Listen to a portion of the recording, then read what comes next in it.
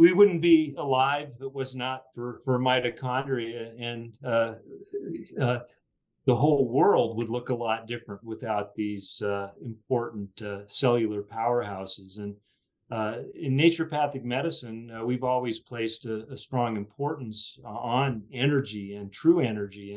And true energy is really determined by how well your mitochondria are functioning. And what I've tried to get across for decades now is that our energy levels are a little bit like a dimmer switch, and sometimes the light bulb has a lot of dust on it, and we have to clean off the light bulb. But most often, it's because our dimmer switch is not turned fully bright; it's a little bit dim.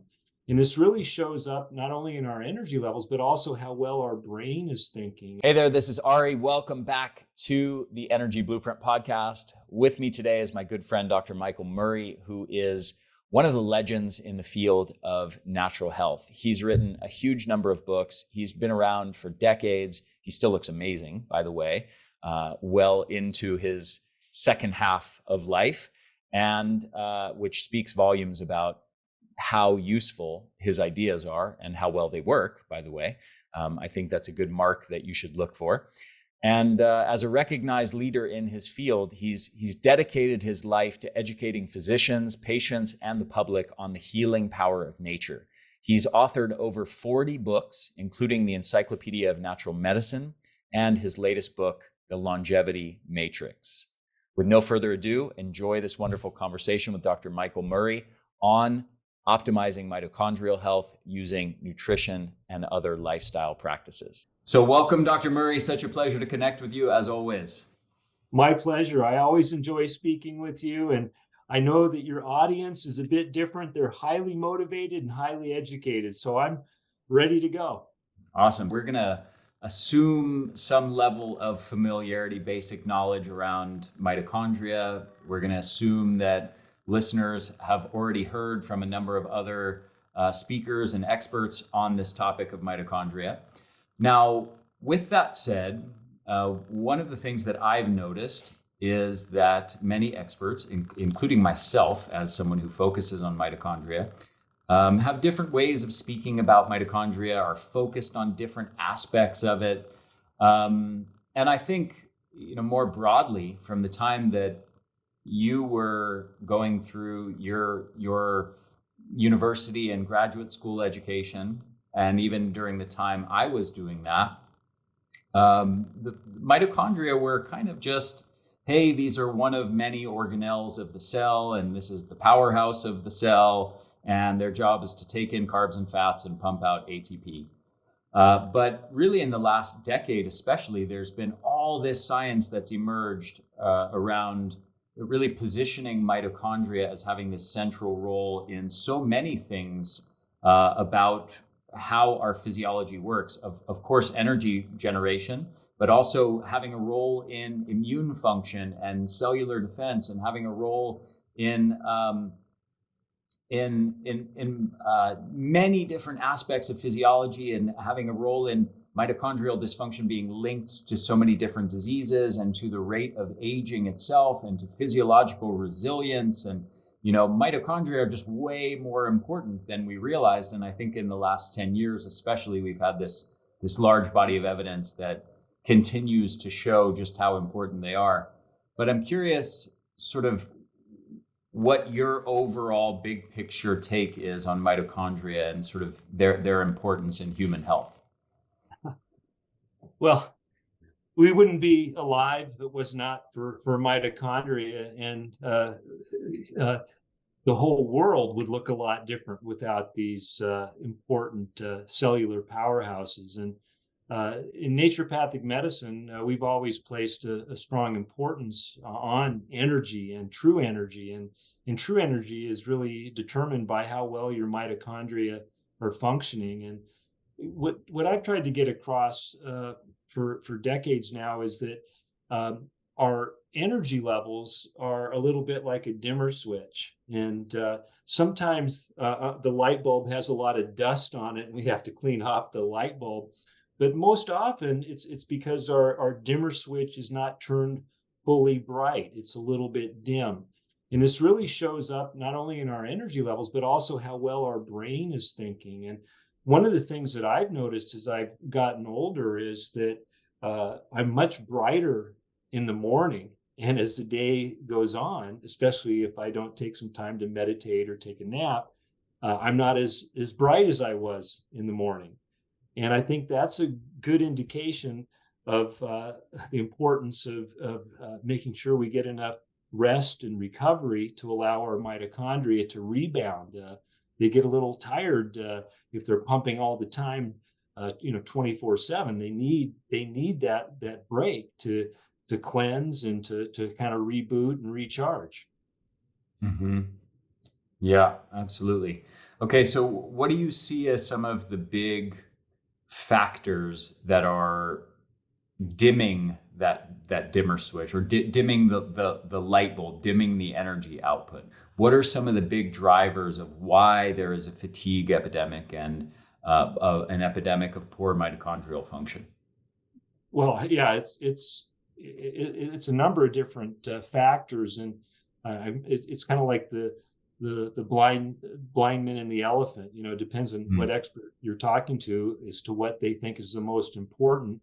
I try to step back and and look at the whole picture and recognize that it's really an interplay uh, of a number of different factors that determine our mitochondrial function. Particularly important are essential nutrients.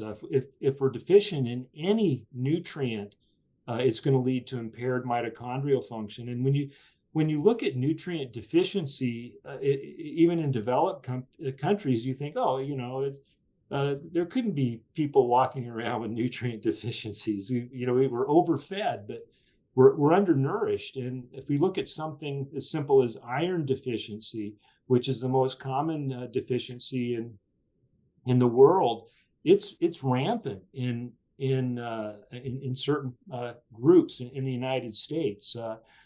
For example, in studies looking at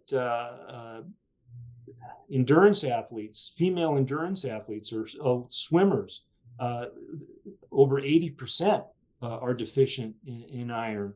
We have a population that's becoming more plant-based in their nutritional choices, and as a result, we're seeing a lot of people becoming vegans and vegetarians, and the rate of iron deficiency in those groups is really, really high. We have children with iron deficiency. As we get older, we don't absorb iron as efficiently. And so just something as simple as an iron deficiency could be a big factor in why many people aren't having high energy levels and are experiencing low mitochondrial function. And one of my important discoveries when looking at energy levels was a study that came out in the 50s, looking at how long a woman could stay on a treadmill walking at 3 miles per hour. Uh, and what they found was that it was uh, directly related to their iron stores. If their iron stores were low, their time on that treadmill was low. But the better their iron stores, the longer they could stay on that treadmill.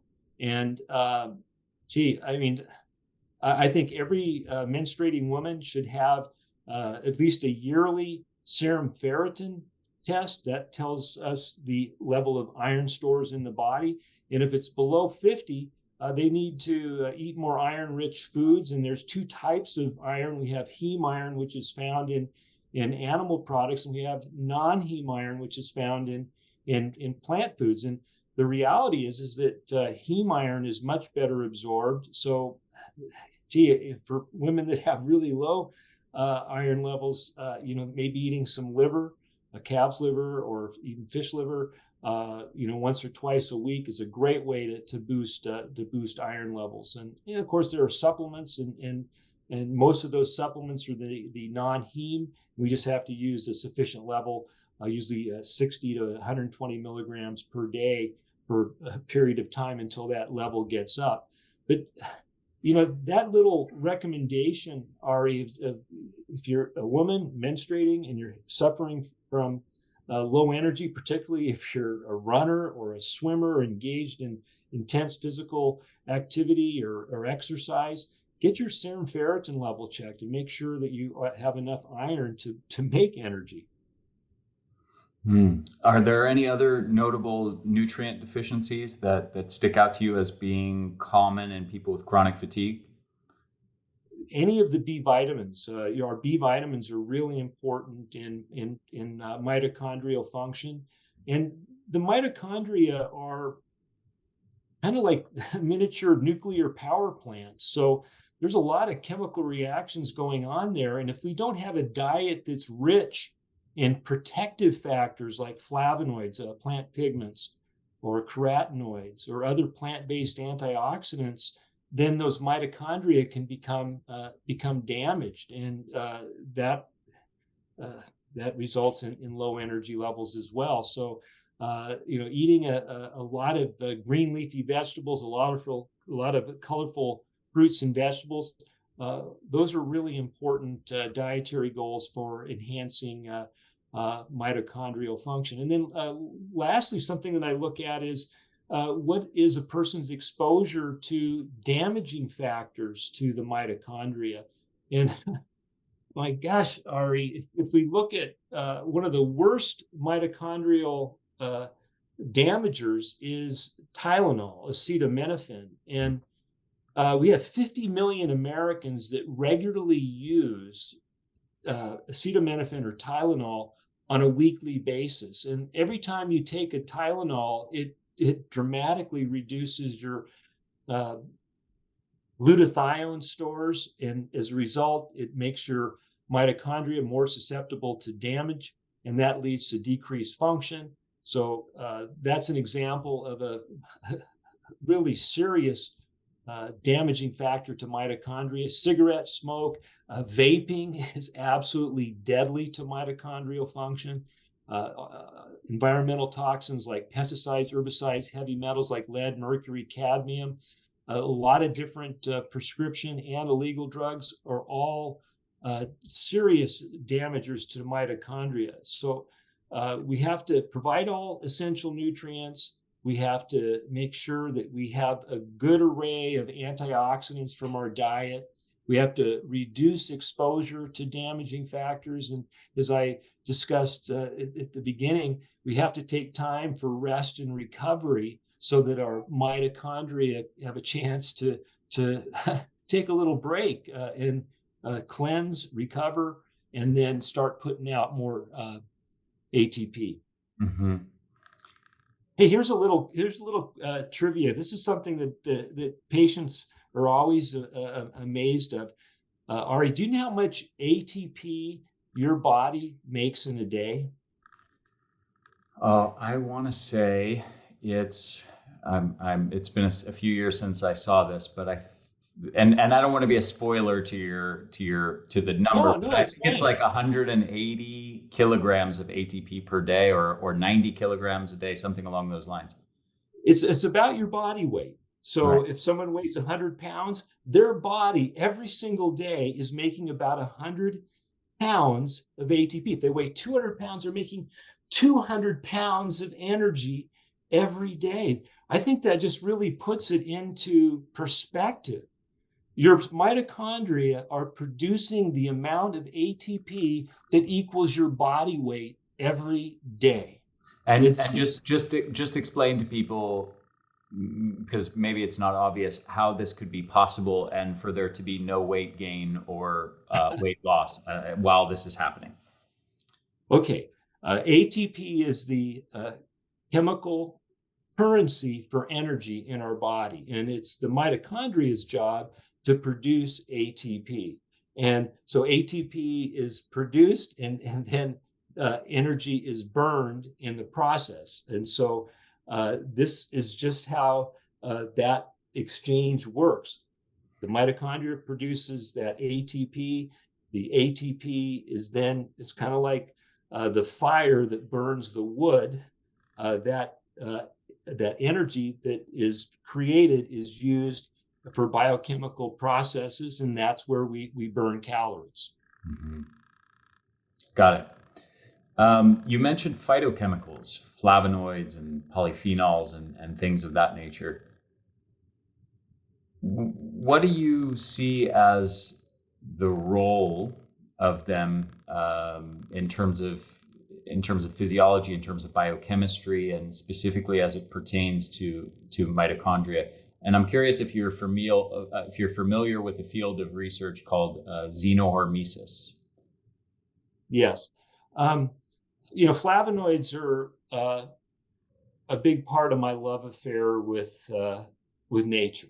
I really fell in love with flavonoids when I was at Bastyr studying naturopathic medicine.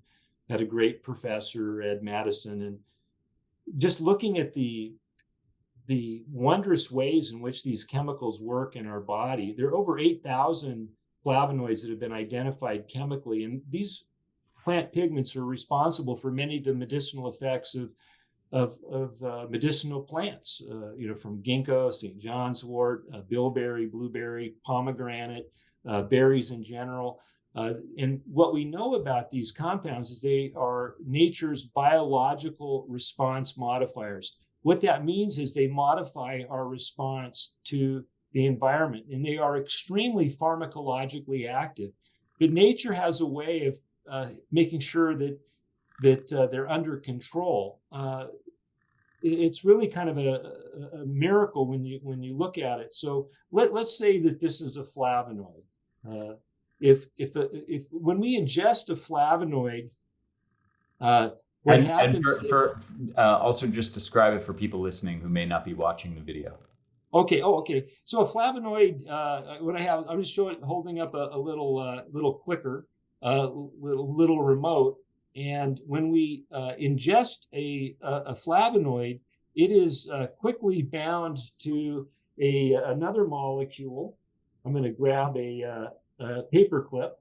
So the paper clip gets bound to the remote, or the flavonoid gets bound by sulfur or glucuronic acid, and then it then circulates in our body in a bound form that's inactive.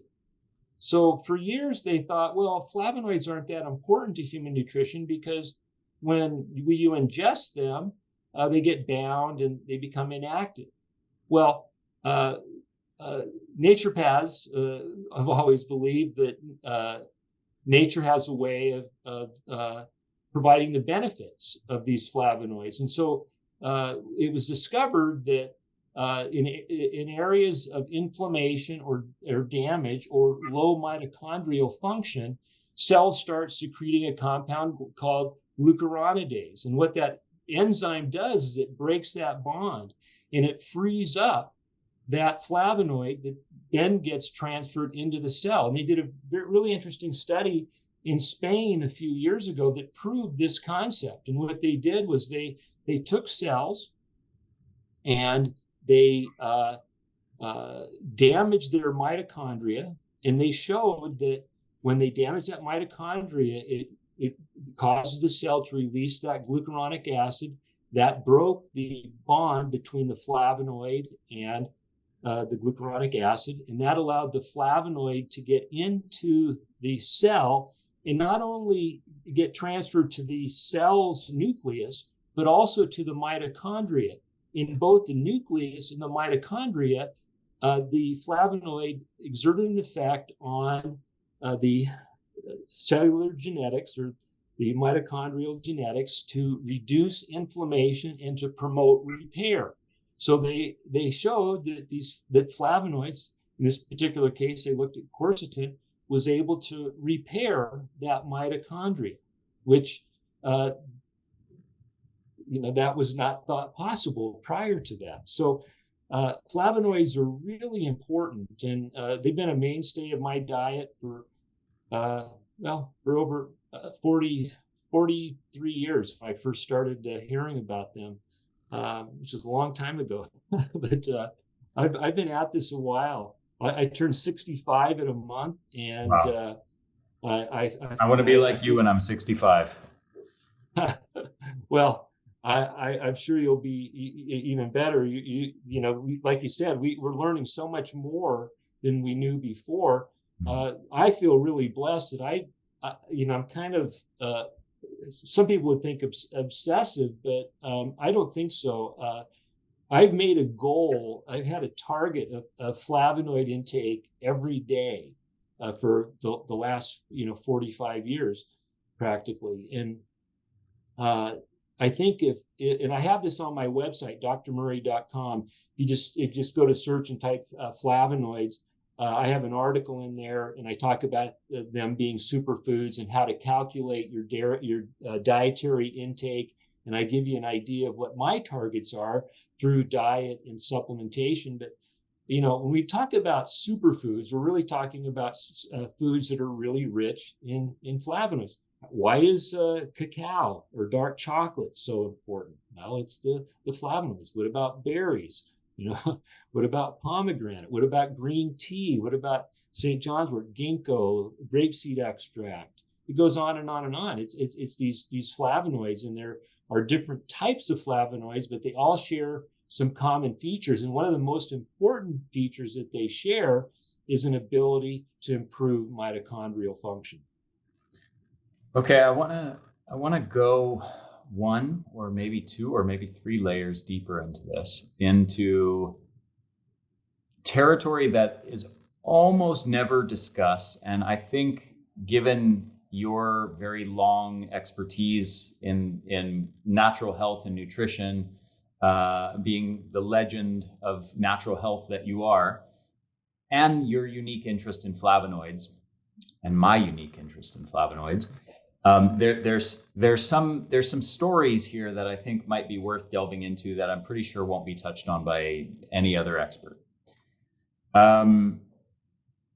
So there's a story around antioxidants and oxidants that is a very distorted and oversimplified story that has been widely circulating for many, many decades.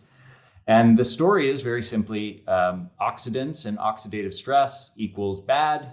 Antioxidants are good. And the more antioxidants we have, the better.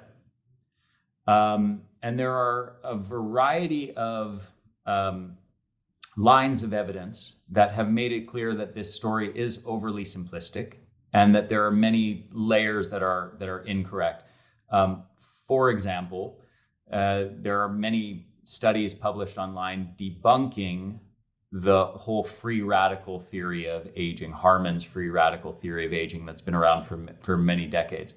And there's many studies, as you probably know, Dr. Murray, where they have tested various kinds of antioxidants and found them to not be particularly effective, and in some cases to actually be counterproductive as far as disease prevention or extending lifespan, both in animal models and in humans.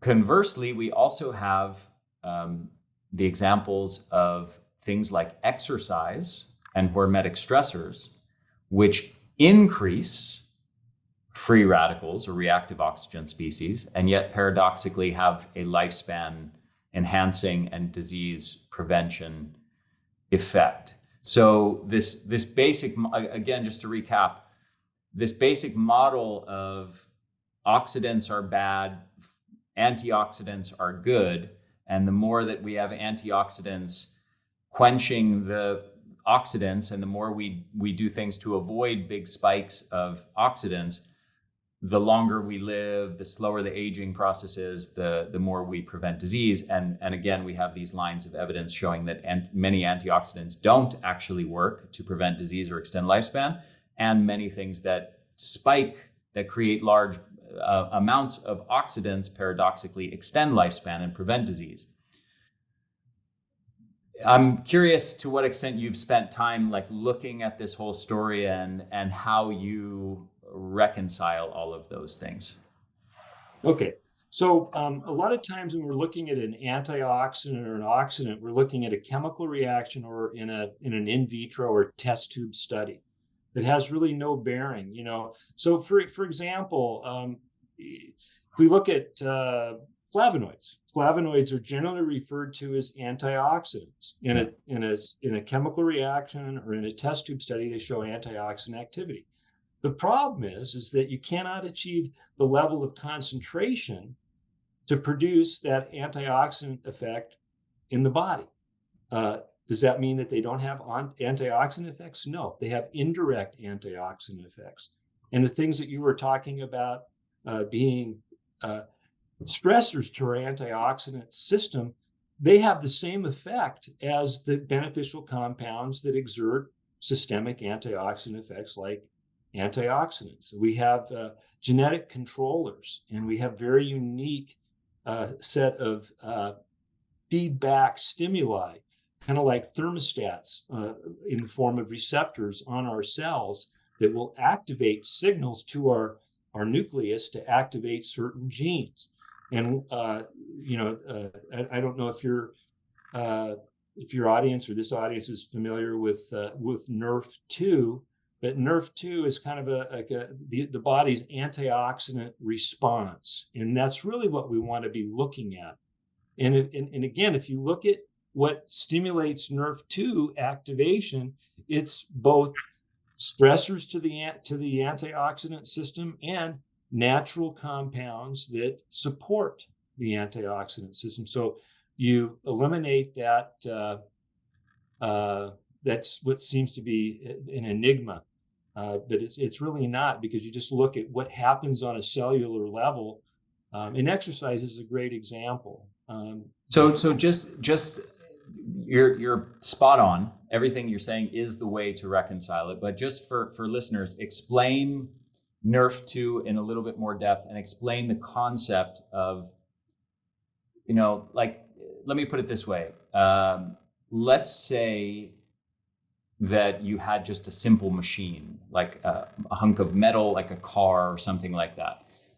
The more stress you apply to it, the more that you take it over bumpy dirt roads, and subject it to different forces acting on it and getting dirty and getting wet and taking taking it off jumps, the more it's going to break down.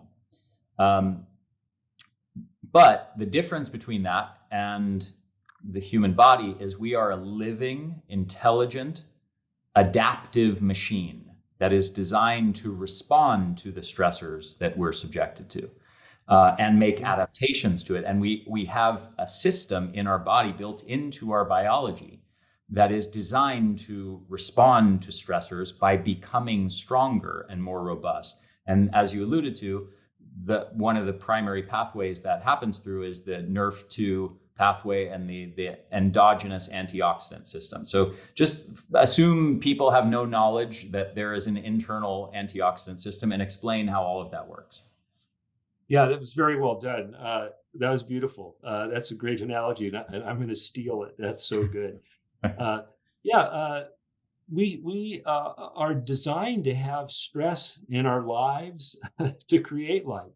If you take a single cell organism like an amoeba and you put it in what we think is a perfect environment, it would die, because it needs that stress in order to grow and to thrive. And we're the same way. We need stress in every aspect of our life in order to grow and thrive and evolve, both individually and as a race. So our bodies and our cells have mechanisms to take stressful situations and help us adapt to that stress. And as you said, exercise is such a great analogy, because the more load you put on a body, the stronger it's going to become. Of course, it has to be reasonable. It can't be overwhelming stress, but that continued stress leads to an adaptation of improving our ability to have endurance, stamina, and strength. And the same thing happens on a cellular level. And when we look at what are those cellular mechanisms that are responsible for helping a cell adapt to stress, it's really interesting. And This NRF2 system is kind of a stimulus to our antioxidant system, and we have compounds in our body that exert antioxidant activity. We also have enzymes that exert enzymatic antioxidant activity. So there's a lot of vehicles that our body produces that nullify oxidative stress. And like anything in nature, it's always a double-edged sword. Our body can also produce oxidants because that's what we use to kill infecting organisms and things that might do us harm. And there are situations when our body is desiring to produce inflammatory processes because they're important in promoting a healing reaction. So we don't want to shut any of that down. And I just want what to I like, I want to emphasize what you said there, just to point it out to listeners, as because it's a big key of why this story of oxidants are bad, antioxidants are good is so misguided. Because those oxidants are, again, as you said, serving a purpose. The body is designed to produce them. It's not a mistake. They're not just bad guys. The body's not producing them by accident as some horrible thing that's gone wrong in the design of human beings.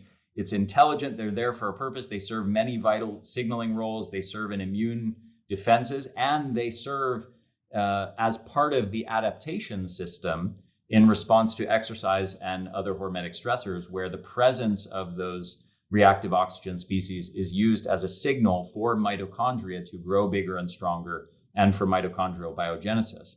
So when you quench too much of those free radicals, for example, when they did studies many years ago where they supplemented antioxidants to people doing exercise, what they found is that it actually canceled out or mostly negated many of the metabolic benefits of doing exercise.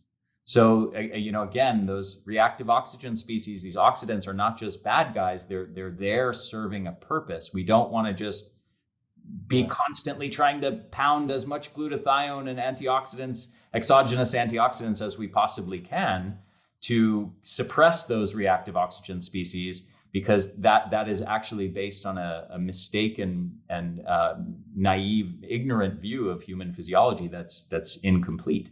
And that's, I think, part of the magic of these flavonoid molecules too, is they're not just indiscriminate direct antioxidants. They're working with our endogenous antioxidant system. Yeah, we've seen a lot of different areas of focus and research in nutrition and in medicine in general, and it's been really interesting to view it. And it was yeah. So one of the latest is looking at everything. If something is anti-inflammatory, it's gonna promote life extension because inflammation plays such a big role in so many detrimental aspects of human health. But they did a study. This is paradigm shifting. They looked at the article. There's an editorial that basically I'm paraphrasing the article, but everything that we thought that we knew about pain relief was wrong, because what they found was that the treatment of acute pain led to an increase in chronic pain, and it's the chronic pain that's created this opioid problem. And what they found was that if you're using non-steroidal anti-inflammatory drugs like ibuprofen, after surgery or whatever, it may be a trauma, an injury of some sort, that it reduces the acute inflammatory process, and in the process of suppressing that inflammation, it also suppresses the formation of compounds in our body called resolvins, and these are compounds that resolve inflammation. And Um, I think they're going to be treating pain a lot differently in the future than they are what we're doing now. We have a tendency to think that pharmacology, drug therapy, is at the pinnacle, but we're in the dark ages still. I think it's foolish to think that we're not, because if you look at any class of drug and you look at the mechanism of action and the long-term effects. Whether you're talking about sleeping pills, whether you're talking about anti-inflammatories, you're talking about antidepressants, you're looking at, oh, they just discovered that all these cognitive enhancing drugs, they actually increase the loss of cognition.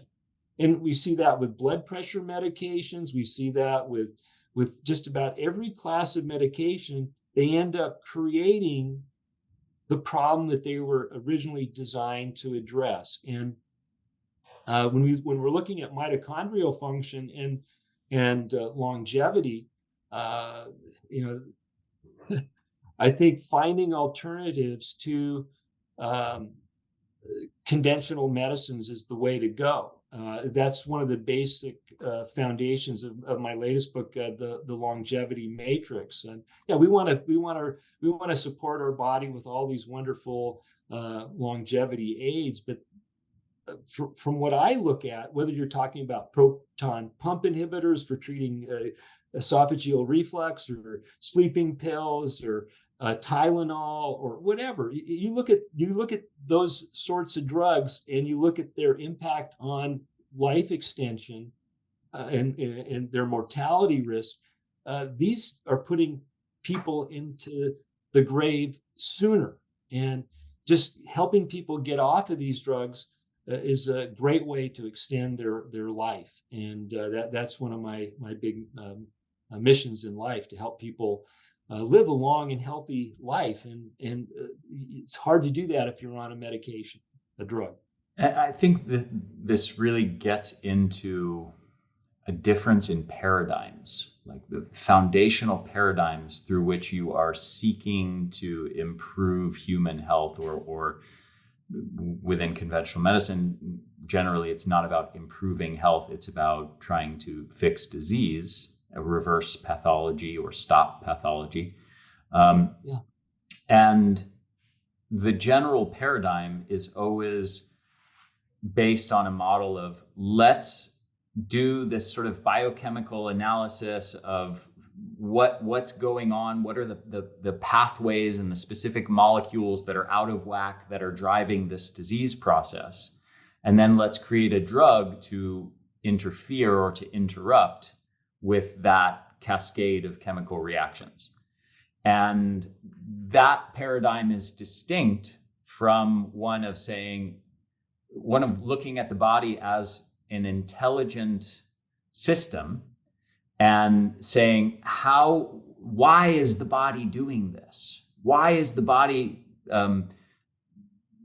making this shift in this direction? And how can we, what can we do? How can we understand the root causes of that, of why this intelligent system is feeling like it needs to respond in this way, such that we can coax it back into its healthy regulation, rather than interrupting the dumb system that's randomly sort of gone astray and is making these accidents by having high cholesterol, or upregulating hormones that act on the kidneys such that now you have high blood pressure, or changing neurotransmitters in the brain, levels of the brain, such that now you have depression or anxiety. And therefore we need a drug to fix this mistake that the body's making. It's a paradigm of saying, well, why is the body regulating neurotransmitters in this way, or regulating blood pressure in this way?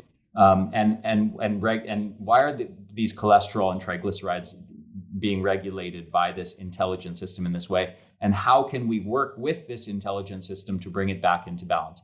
And the treatments that one arrives at are wildly different depending on which one of those paradigms you operate in. And it's very unfortunate, in my mind, that the dominant conventional medical paradigm which most people associate with quote unquote the science, as the more scientifically advanced one, is one that sees the body as a dumb machine that makes all these mistakes, that requires drugs to interrupt all of these pathological processes, disease processes. So anyway, I just thought I'd add that to echo your sentiments there. Yeah, it's going to be.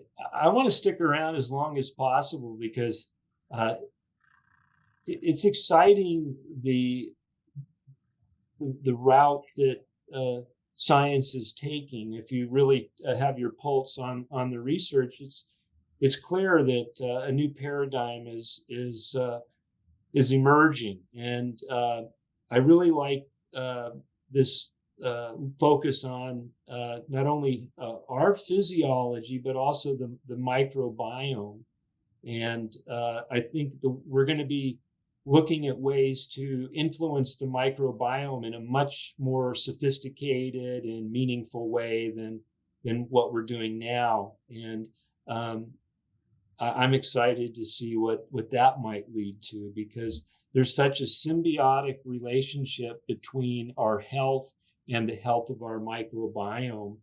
And it's not, probiotics are um, they're really not all that important, and we focus on them way too much. It's almost like a reverse germ theory.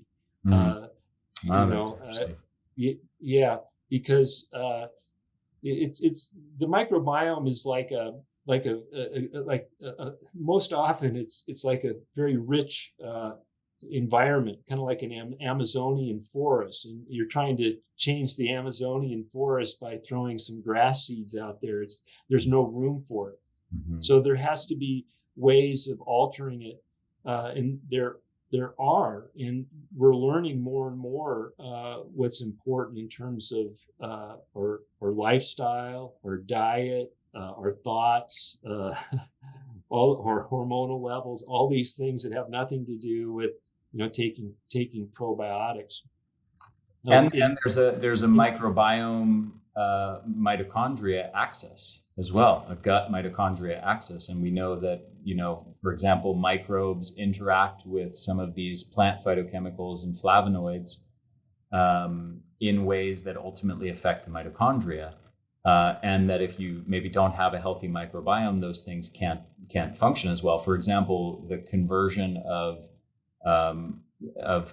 fibers, plant food fibers, into short chain fatty acids and butyrate, which heavily impact on Yeah, mitochondrial function, or the conversion of ellagic acid into urolithin A, which is a powerful promoter of mitophagy, right? So that anyway, just to amplify what you're saying about this connection between the yeah, microbiome and everything else, including mitochondria.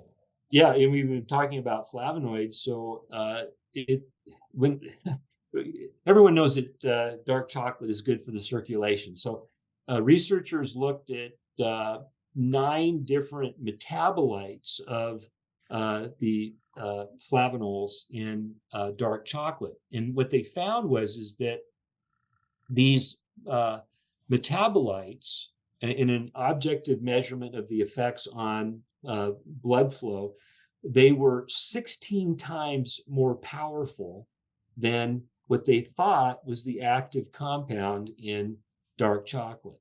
Mm. So so the type of gut bacteria that we have, if we have the right type of gut bacteria, it seems to lead to even more beneficial effects from various food components that we know are healthful. So, um, yeah, it's an emerging science, and it's going to be fun to see how it all works out. And I'm really thrilled for myself as I head up to my 65th birthday, because um, I I had a lot of these epiphanies just as you've had, and that has allowed us to create our own individual philosophy of diet, lifestyle, attitudes, spirituality. and it pays off. I know it's paid off for me, and uh, been hanging out with some high school buddies that chose a different path with their lifestyle and diet, and they're not as vibrant, energetic, and they don't have the quality of life that I have. So whatever. Dr. Murray, I'm 39. I graduated high school about 20 years ago.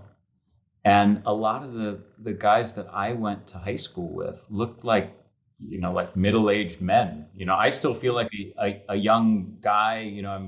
I'm Yeah, very fit. I have tons of energy. I'm lean. I'm in great shape. And I look at some of the people I went to high school with, and I'm like, oh my yeah, God, living a healthy lifestyle and eating a great diet really makes a massive difference. There's no yeah, question about it. You maybe can't see it when you're 20, but you can yeah, definitely see it when you're 40 yeah. and And beyond. yeah, and if you're older, it's never too late to get on the path. It's never too late. It's not about living longer, it's about living better now. If you take care of living better now, the longer part is just gonna fall into place. I didn't, when I was in my 20s, I didn't think about, "Hey, I'm gonna do this because I want to live longer."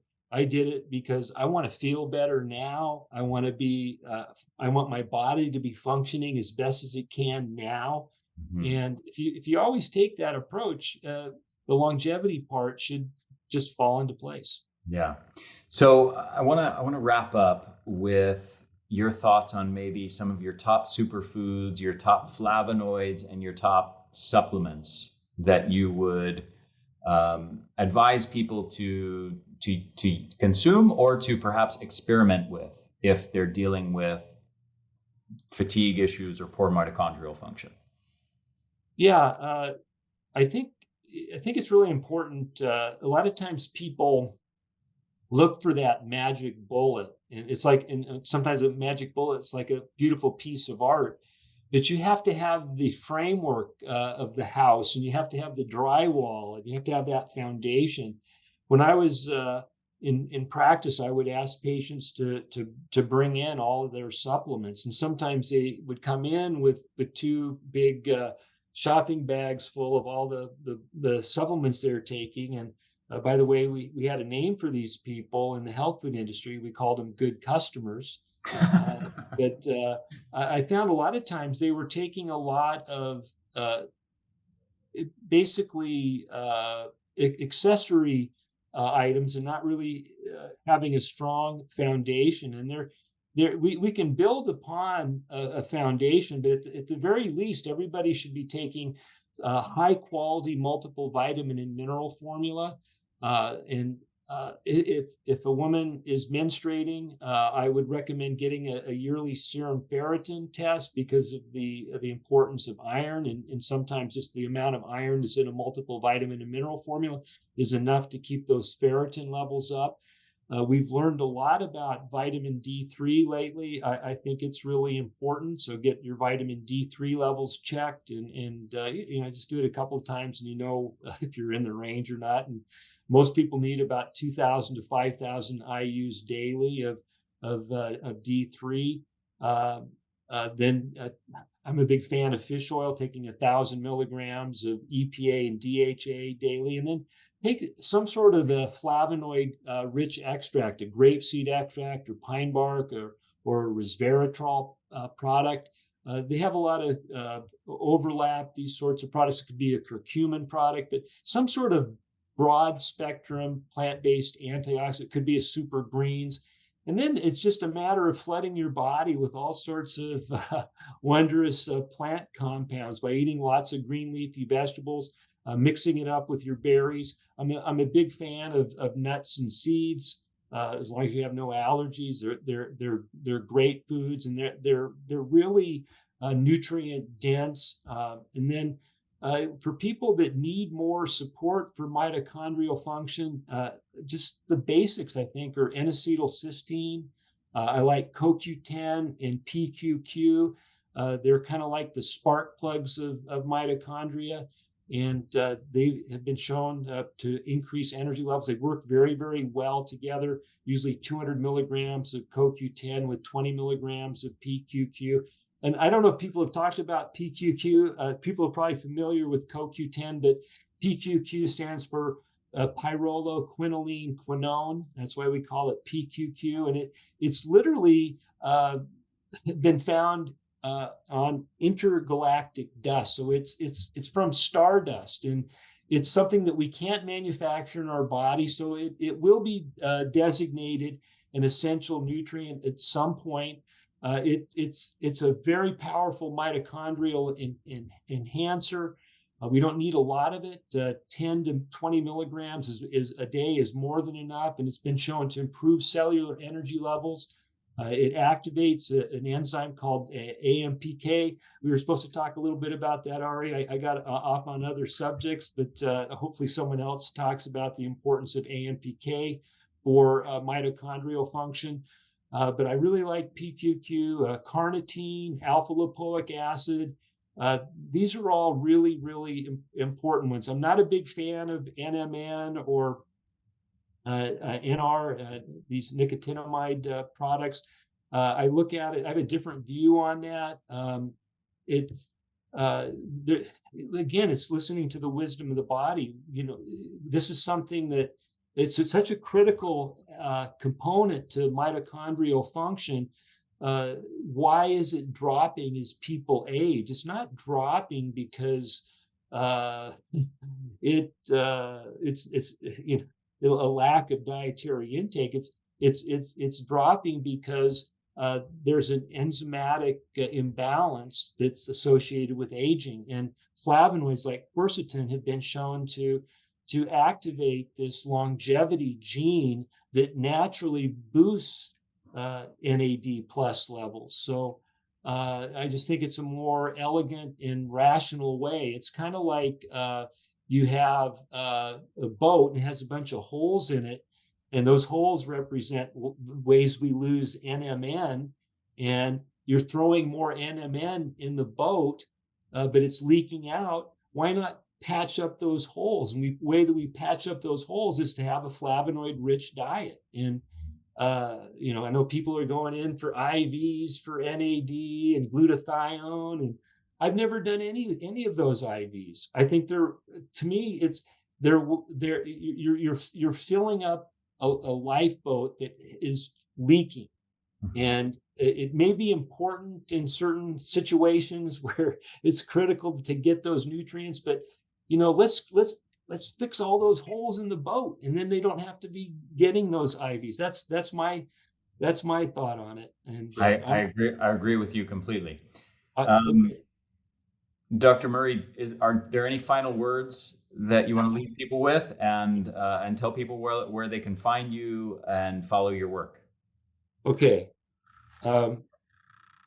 They can follow me at drmurray.com, and they can find all my work there. My final words are this: in working with people and trying to help them improve their health or to live longer, I came to the realization that the most important thing is to have a reason to live longer. So find your reason why, find your purpose, create a vehicle in your life that makes a difference in the lives of others. Uh, Practice gratitude, express appreciation, share of yourself, give of yourself. These things are self-nurturing, and they promote health. I think they also promote longevity and a reason to be here as well. So all these are covered in my book, The Longevity Matrix. I start off with some exercises that help people identify why they want to be here. And I go through my 10 biggest reasons to live on a regular basis. They just keep me fired up, and that creates energy. We can create energy. We've all had that experience where we've been dead tired, but then something excites us, and wow, we're just flooded with all this energy. That wakes up our mitochondria. Everything is connected: our mind, our heart, in our body. They're all connected. And when we are flush with passion, flush with energy, everything works better. There's a field of research. I don't know if you've seen any of the studies from this area. It's called mitochondrial psychobiology, Oh, I love it. and it is on the mind mitochondria connection. I am gonna Google that when we're done. There's a great researcher who I've interviewed named Martin Picard. He's one of the primary researchers in that field. Great guy, brilliant, and has done some really amazing research. And I believe that there is a ton to what you're saying about the sort of the ikigai, the reason for being. What is your purpose? What is your passion? What gets you up out of bed and makes you want to get up and live? And I think not only is that important in some sort of mystical or purely psychological way, I think it ties directly into our mitochondria and our cellular energy production in pretty much exactly the way that you just described there. 100%. Yeah. 100%. Dr. Murray, thank you so much. It's an absolute pleasure to connect with you, as it always is, and I look forward to our next conversation. I do too as well. Hey, this is Ari again. Thanks so much for hanging out with me today. I hope you enjoyed this conversation with Dr. Michael Murray. He is one of my personal favorite health experts, somebody I've learned a lot from over the years, and was also part of the inspiration. His knowledge was part of the inspiration for why I formulated this bad boy, Energenesis. This was the first supplement that I ever formulated. It's gone through a few iterations at this point, probably four, I think, over the years. And it's formulated with one goal in mind. Well, two goals in mind. Number one is selfishly, I wanted to put together my own ultimate mitochondrial formula for my own selfish purposes, right? This is actually the formula that I created, basically putting together all my knowledge of the best mitochondrial supplements on the market, the stuff that has actually been studied and shown to benefit mitochondrial health through one pathway, one mechanism or another. And I wanted to see if I could pull it all together for the purpose of seeing how much benefit I would derive for myself. But in the process, in experimenting with it personally, giving it to so many friends and family and clients, advising clients to take this formula before I actually came out with it as a supplement, the benefits were just incredibly profound. And the goal of bringing this to market was basically I wanted to create the single most powerful, most effective mitochondrial supplement on the market. And I definitely have done that. Now, I'll tell you why I'm so confident in saying that. If you look at the ingredient list of this, and I really encourage you to spend some time looking at the ingredients list of this formula Energenesis and looking at the dosages of the ingredients and comparing them to supplements that you might find on Amazon. So one thing that you'll notice when you start to look at the ingredient list of this, and I really encourage you to do that, because what you'll find is that even just getting two or three of the key ingredients in this formula, and there are 16 ingredients in this formula Energenesis, but if you go on Amazon and you just get effective supplements with real, actually clinically studied effective dosages, the ones that have actually been the dosages used in research, which is an important point I'll tell you more about in a minute. What you'll find is even just two or three, maybe four of these ingredients will cost you the same amount as this. Basically, the short version of what I'm trying to tell you is the way that the economics work in the supplement business are such that most supplement businesses are using 5 times, often 10 times markups of what they're charging you relative to the cost of manufacturing that supplement. And this is basically so they have huge profit margins, so they can afford to do lots of paid advertising, lots of marketing. And basically, what they often try to disguise is the fact that, something is listed on the label as an ingredient, but the vast majority of people simply aren't aware of what are the effective dosages of that ingredient. So, as a simple example, let's say a study shows a certain benefit for immune function of taking vitamin C, but the study showed that benefit at taking 1,000 milligrams per day, and the supplement company is saying, hey, take our vitamin C, but they're only putting 50 milligrams of vitamin C in that formula, not 1,000 milligrams. So they're saying, hey, we're citing this study saying that vitamin C has XYZ benefit, but what they don't tell you is that they're putting 1/20th of the actual studied dosage in that supplement. And basically, this issue is rampant. It is often disguised in the context of what are called proprietary blends, where supplement manufacturers just put the ingredient list there, but they don't actually have to list the dosage of each ingredient. And this is very common in some of these blends, these supplement blends that have 50 or 100 different ingredients. They're putting tiny, tiny amounts of each supplement that are 1/10th, 1/20th, 1/100th of the actual effective studied clinical dosages of those ingredients. So this supplement costs me about 5 to 10 times more to manufacture than competitor mitochondrial supplements. And so that's how I can say so confidently that this is the most powerful thing on the market when it comes to mitochondrial health, because no one else, as far as I'm aware, is really able to or willing to play the same kind of economic game that I am. I'm willing to invest a huge amount of money into manufacturing it to make my profit margins extremely small, because my goal is ultimately to create the best thing on the market and a supplement that actually works. So with all of that said, I highly encourage you to check this out. I get emails from people all the time about how it has transformed their energy levels, and I'm very serious about that. And that's a terminology that is often used in the emails. This supplement, I would say, along with Ultra Brain, to some extent, my Formula Energy Essentials and Superfoods as well.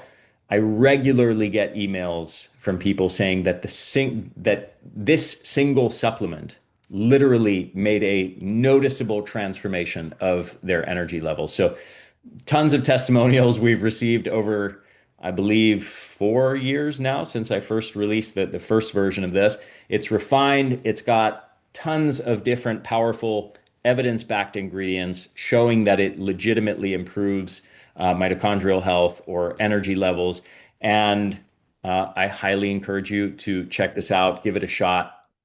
And what else? There's a bunch of other supplements in there as well. So I hope you enjoyed this podcast. Click the link below or go to theenergyblueprint.com to grab yourself a bottle of this stuff. And I hope to see you next week.